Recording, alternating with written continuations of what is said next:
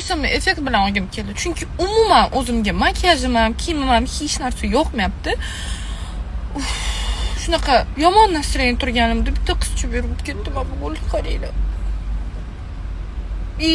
Ko'chada ko'p ko'rib qolaman. Mashinamni qo'ysam yoki bironta mahallaga kirsam, qizchalar tanib qolishsa kelib, otkritkalar berib, biz kichkinaligimizda ham otkritka qilardik-da. Faqat oyimizga, adamizga qilardik. Endi biz Samarqandlikman, biz bunaqa blogerlar yoki mashhur insonlar biz bilmasdik uyini. Hozir shunaqa qilib ketishadi, shunaqa xursand bo'laman. Lekin hozir men hech narsa yoqmayapti, lekin men ishlashim kerak, video olishimiz kerak. Jalba xod deb o'ylamanglar, iltimos. Просто sizlarga har doim pozitiv kayfiyatda emas, mana bunaqa kayfiyatda ham biz yuramiz.